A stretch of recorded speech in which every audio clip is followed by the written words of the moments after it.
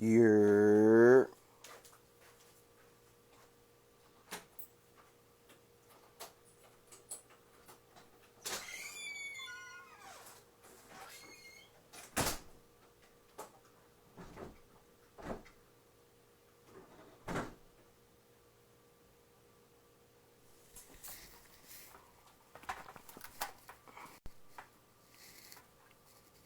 you're what's going on? What's going on? We're just waiting for everybody to get in here.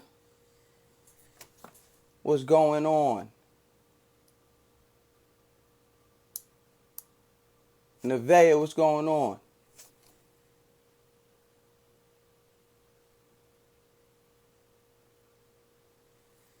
Everybody, my name is Mouse Jones. I would like to welcome y'all to the first episode of After the Break. Hey, Nevaeh, what's going on? what's poppin'? Ain't nothing, chilling. How you feeling? I'm good. How are you doing? I can't complain. I'm Mouse. I don't know if they told you, but I am Mouse Jones. So it is my pleasure to meet you after hearing you on this last episode or the first episode of Here Come the Break. I'm so excited to talk to you this evening. Nice to virtually meet you, Mouse. Right. It's all safe and whatnot. Mm-hmm. So while we're just waiting, I think we're waiting just for Maceo. Why don't you just tell the people who may not have heard the episode? Why don't you tell the people where you're from and how you got into music? What's up, everybody? How y'all guys doing? I'm Nevaeh Jolie. If you haven't heard the first episode of Here Comes the Break, I previewed my most recent single, Sorry I'm High. It's a super emotional love song. It's about, the feeling of when you first fall for somebody. And I really just wanted to encapsulate that. I'm from Jersey, East Coast. I heard Hey, her, so, hey, big East Coast in here. East Coast energy. Um, yeah, so I'm really excited for, for the people who haven't listened to it. You guys get a chance to tap in to my exclusive preview of my upcoming project, Game On. Um, Yep. and this is my introduction to that project. Sorry, I'm high. So now the title, Hmm. Sorry I'm High. Yeah. Now, to the untrained eye or the untrained ear, they might hear that and they're like, oh, here's another song about drugs or something. But you actually did a nice little parallel. You actually did a nice little like I said, a nice little parallel into actually talking about relationships and getting deep. So explain that just a little bit. So, Sorry, I'm high is not about, being like, sorry guys, just geeked. No, it's literally it's kind of like apologizing but not apologizing. It's like taking accountability for your emotions when Right.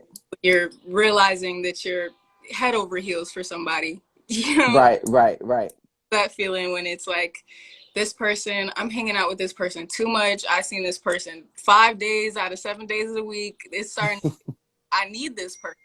Right. And that was me being like, sorry guys, I'm high. I really like this person, and I want to see where it takes me. And that was my introduction, my story, my first date, with me. Right. And I like that. I like that a lot, actually. And I like the actual placement of the song in the episode. I like the way that Asante's character, Ruben, I like the way that he introduced you, and it's like he's this nervous guy Yeah. interviewing this upstart, this young hot artist. Have you been to Brooklyn Bowl yet? No, no. Oh man, listen, I listen, New York's gonna be open this summer. We gotta make sure we get you at Brooklyn Bowl because I think that is the perfect venue for artists like you. I've seen a lot of dope acts pop off in Brooklyn Bowl, so I'm super excited to see how your audience and your fans Yeah. and new people see you in that new venue. Hmm. Yeah. So I want to talk about the episode. Did you listen in full? Did you get a chance to listen? Yeah. Oh my God. Wait. You You're going out a little bit. Say that again. The way the episode uh, touched upon anxiety was Mm-hmm. beautiful, in my opinion. Right. Right. So yeah, so that's what I want to get into because um I'm a bit older than you guys. I'm 32, right? So but I'm still, a millennial, and it's still, embracing and trying to fix your mental health is still kind of taboo in my age bracket, or people are, it's just kind of split. But I've noticed with the younger generation, you guys are so unafraid, and you guys you guys confront your mental health issues at such a young age, and so unapologetically and abashedly. Maybe you can discuss how that happened, or how that, or at least how that change has taken place from my generation to your generation, this upcoming generation, because I do honestly believe it's going to make a lot better human beings. For sure.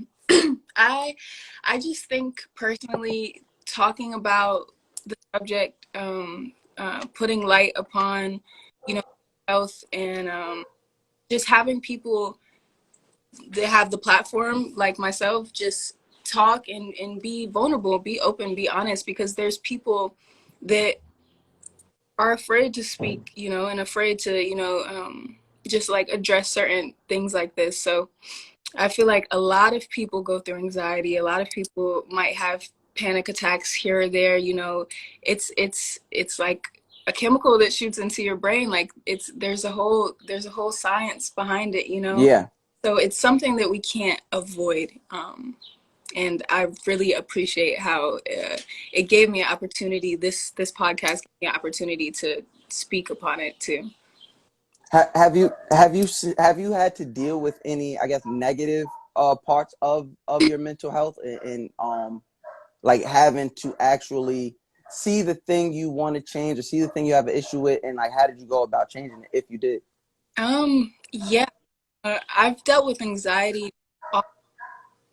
Anxiety is the word because it's your fight or Right. day, you know, and dealing with something like and having to battle moments like that, it makes you stronger. It, Right. Oh, there we go. what's The that? young the young guard Maceo Guns. What's going on, my boy? Going on, what's going on?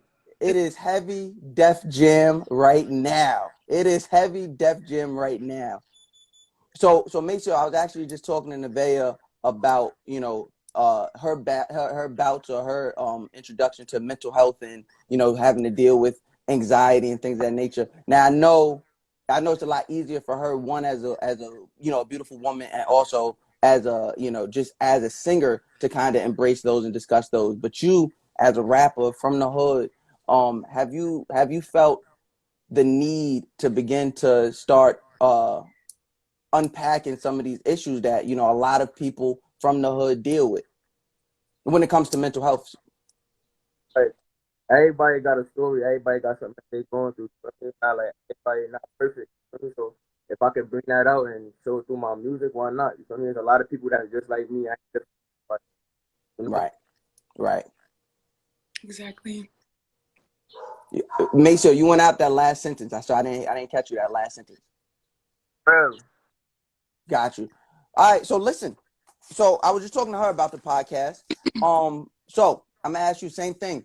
You're Explain to the people who may not have heard the podcast yet, and this is gonna be the thing that makes them go listen. Explain to them why their favorite artist, why Maceo. What is your part? How do you play? How do you tie into this story of Here Comes the Break?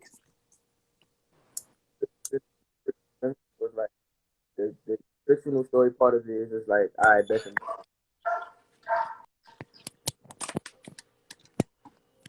in time. You can hear me? You keep going out, but I hear you now. You can hear me now? Yep, I hear you perfectly now. It's just like, you feel me? Like it's a story within a story. So it's like you got a fictional artist that's on to come up and doing little certain things. Then you got a real artist that's on to come up. So when you put them together, it really let the audience really know, like, I bet, like, it's a real story behind these people that's making this music. They just not stopping this music and then, you feel me? Right. that's going on behind the scenes Right. about happening. I feel like that podcast, like it really brings life from that. Let me ask you guys this: in being a part of this podcast, we all know it's a fictional story, right? But is there anything you guys have been a part of in regards to this podcast, or had a question asked in the faux interview, and it was like, damn, I'm going through that in real life? I could definitely say I I've had my anxiety spouts before having like Mm-hmm. an interview or audition. I've definitely felt the heart racing and sweating, and it's like room starts getting dizzy, and it's just gotta fight for that. Well, how do you fight? How do you fight through that? How do you overcome that? Right? Because some people will feel that and be like, oh man, it's just nerves. And then some people feel that and they might buckle and go home. How do you, Nevaeh, how do you overcome that and walk out on that stage and walk out and do this interview, and how do you overcome that? My key is everybody has different like coping mechanisms. My key Mm-hmm. is just stay grounded. What I like to do is I like to look around the room and start like this drink is green, you know what I'm saying? Right, right, Like the walls are white. Like I start like listing things in my head just to keep me in the moment so that I know that I'm not slipping, you know? right. That So helps. you focus on the things that are real. Mm-hmm. What about you, Maceo? Ask the question again. So in the podcast, being a part of the podcast, has there been, because it's a fictional story, has there been anything discussed in the podcast, or maybe the character experience, and you've heard it and been like, damn, I'm going through that right now? Hell yeah, everything. Even even down to when in the part like certain part like just how she said when it was home short and all like that Yeah, it sounds like it don't even got nothing to do with rapping. It be on some like just like how I took in our interview before about mental health. Like you like your music probably won't even get a main thing that be going on. You probably have some whole other stuff going on at home and you feel me? right, But when you go outside, you got to deal with this person bully you. You feel me? Whatever it is in your life that you got going on, you feel me? And gotta bring that out in your music. You feel me? Like just because you're going through that. So it's like it both coincide, like it go together. Even though you gotta go through stuff, like it still makes sense. Like, You gotta use it as fuel. You gotta use all that little you was about to fly, you was about to fight, and you gotta really center it and just right, right. fuel for real. Yo, and I said it before, and I'll probably say it again throughout this, process, this next 10-week process. It's so refreshing to see the younger generation. Like I said, there's not that much of an age gap between us, but the generational gap is huge. Like the things my generation was focusing on at your age, you guys already kind of like have a handle on that. You know what I mean? So many times I've looked up, or in recent years, I've looked at my peers and they're like, they're having mental breakdowns and they're just going to therapy and things of that nature. But this is something you guys have no issue embracing. What do y'all think that is? Why do you think it is such a thing you're not afraid to deal with at y'all age? dude, it's crazy out here.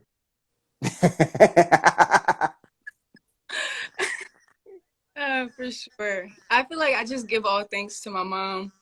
Uh, shout out to Mama Nevaeh. shout out to Mama Anjali, you know. Mhm. Shout out to my mama. She just always taught me to speak my mind. Tell her how I was feeling, you know, and if she couldn't help, she was gonna Google ways to help. You know what I'm saying? So I feel like it was just always open to have conversation about your emotions. Right, So I feel like she really set me up for a lot of things. A lot. right. Now, is there any character so far? We're still early in the show. Is there any character so far that you guys kind of identify the most with? I'm gonna say I'm not being biased because it's my episode, but I'm episode one. Yeah, Right. like me and Asante, like we talked over DMs and stuff, and I was like, "Yo, like you killed it! Like this is crazy." And yeah, like we're appreciative of um, the light that he put upon this big thing, this big topic to me. Like mental health is like very important to me, and yeah, I would say episode 1. What about you, Maceo? Same thing. Episode 1. Say it again. We can't hear you. Ruben, if you heard me live. Say it one more time. Big Ruben. Oh, Big Ruben. Yeah, big role, man. That's deep on my episode. Everybody tune into that episode 1 and 2. For me getting tuned, that's my boy right there. I like that. I like that. So, do you guys remember what that feeling was like when you got the opportunity to embrace your dream, getting signed, releasing that mixtape, releasing that project, having people acknowledge you for the craft that you love so much? Do y'all remember that moment and how that kind of had an effect on your outlook going forward? Yeah, I was sick. I ain't gonna lie, I was fresh out the trenches. Bro, Let's talk about that. Let's Yeah. talk about that. Let's talk about that for a minute. When you say fresh, because I understand that, and I'm pretty sure Nevaeh, and I'm pretty sure some people understand that. But for the people who don't, like when we say fresh out the trenches, talking about like it's a whole nother thing than somebody who just wants to make it. Like you really changing your life. Yeah, like I'm from East New York, you feel me? AKA Yeah. Baghdad, you feel me? Yep. So that town alone, you feel me? Like next to Brownsville, East New York is like one of the worst neighborhoods, like period, out there in Brooklyn. You feel me? So it's like trying to make it out of there, you got a 3% chance. You feel me? If you don't, you probably get locked up or get killed. You feel me? So it's like me rapping. I was working at TJ Maxx. Feel me? Regular day in the life, just trying to make everything happen. You feel me? Doing what I gotta do to make ends meet or whatever the case may be. But I got talent. You was at the one over there by KP? Nah, I ain't gonna lie. I went to the one in the city. Word. I was working the one in the city. Word. Shout out my son John. But nah, like for me, so coming from that, you feel me? You just trying to make ends meet and trying to make everything happen day by day.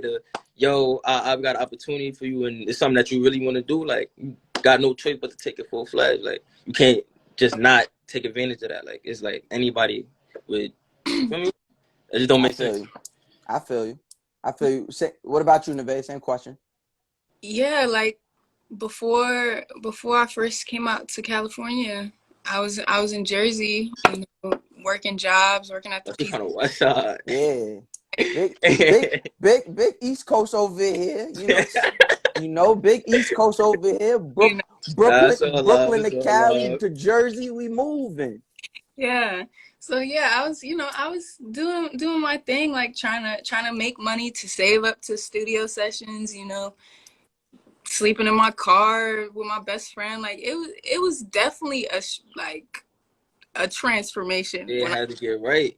Yeah, like it was a transformation, and to have people believe in me and like support me, like just based on the one thing that's like has kept me going, like literally kept me going. Like have people like really like invest and like put their faith in me, their trust in me. It felt like I feel like I just got a full-blown scholarship, you know what I'm saying? Like you know what I'm saying? Like fresh out of high school, like I graduated early. Like once I knew that it was about to happen, I was like, okay, let me just do all of my schoolwork right. Let me just do all my work right now. Right. I graduated early, and it was case after that, and I changed around, and it's just like a crazy blessing to think, this gift that God gave me, people are actually gravitating towards it, and it makes me feel very and grateful for real. Heavy. Let's get deeper. On that.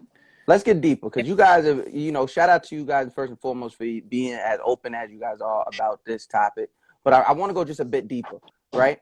The question is not going to be that hard. The answer might be harder, okay?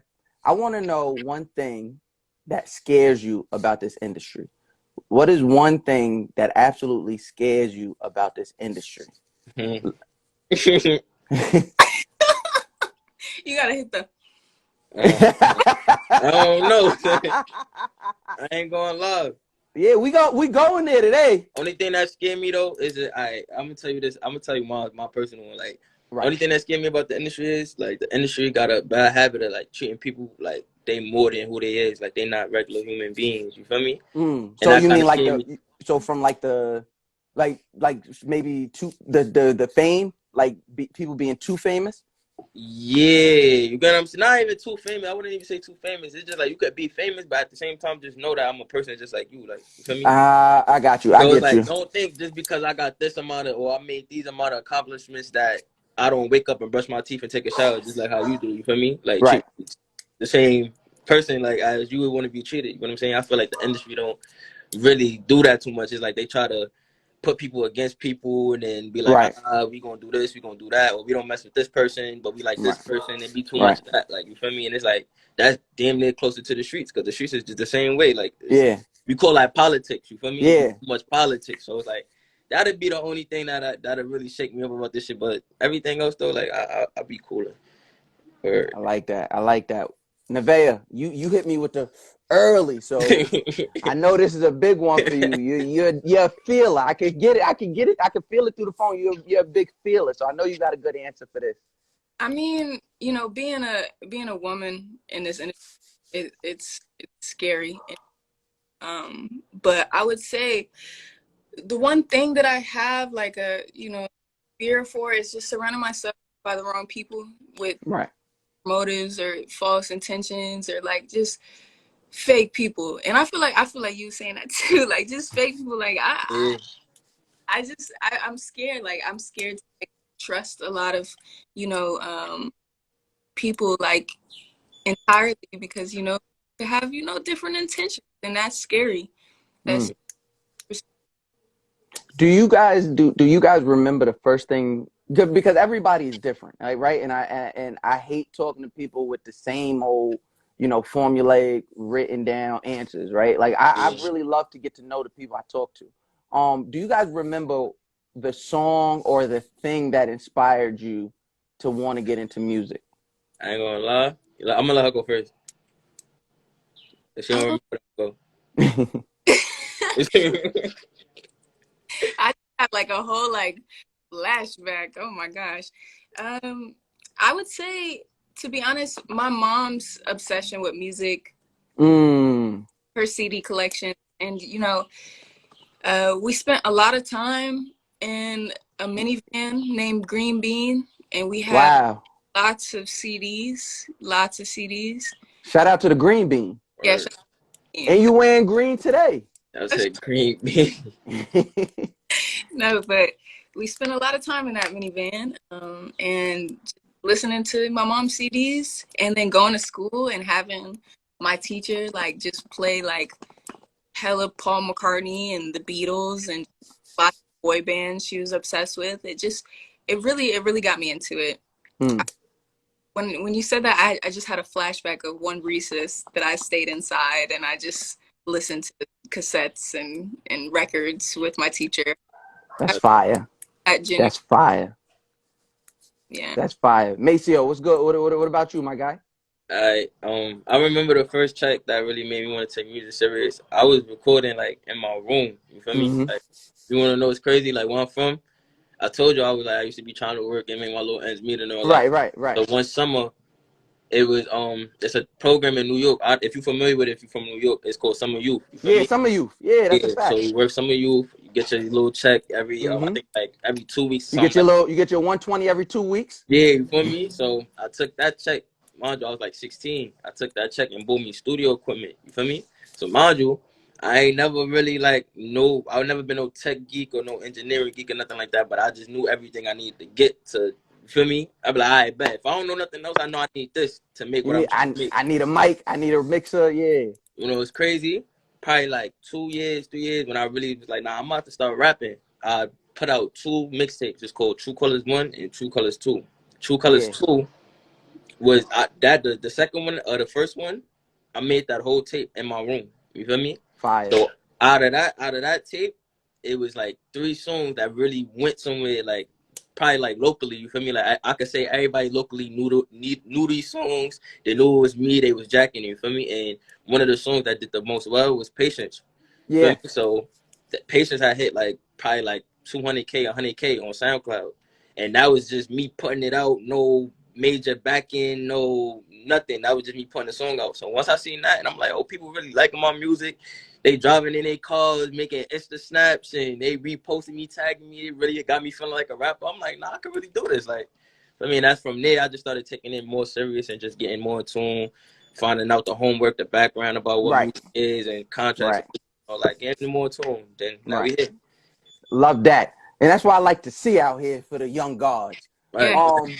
So I know we nearing in 30 minutes. I don't want to keep you guys too long, so get you out of here.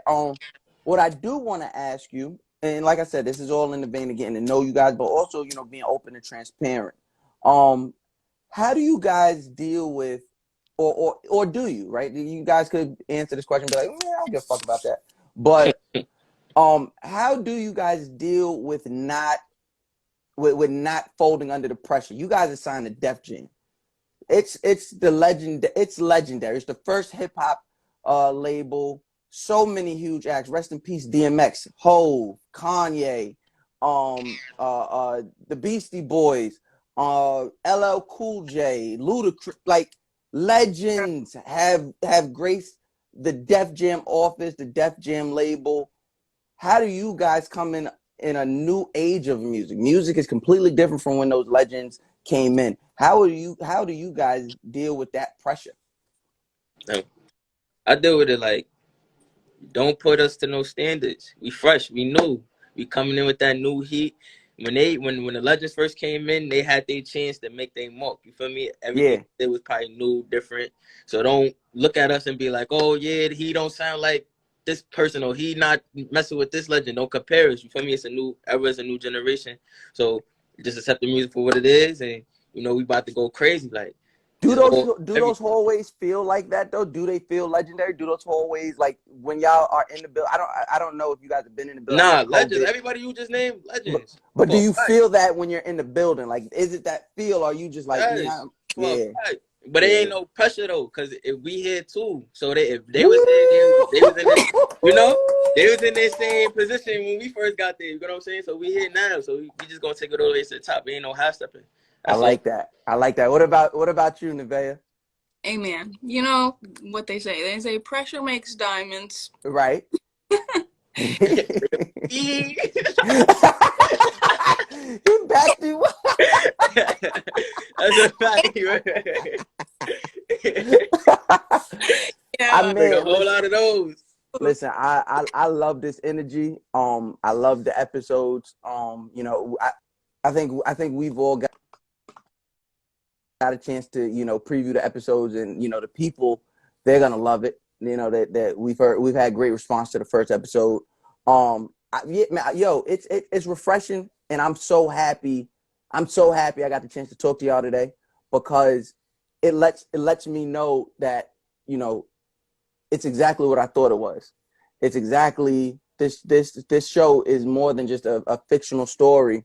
It's more than a fictional story. It's real lives, being touched by these stories, and real lives being inspired by these stories.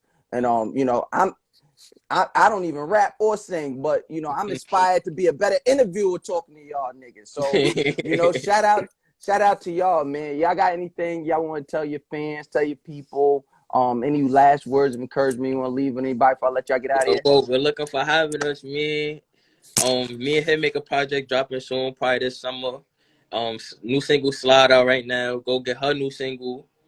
Feel me? That just dropped on the episode, man. We here, we going up, man. Just stay Oh, we tuned. gonna we gonna get a we gonna get a we gonna get a record between y'all two. I ain't gonna lie, we gotta lock in. Now, I mean, we gonna We talk too much need about that. that. Y'all We need that. I want to be in the studio when that one gets cooked up, but we need that. Nah, East we Coast, definitely gonna cook something up, man, for a fact.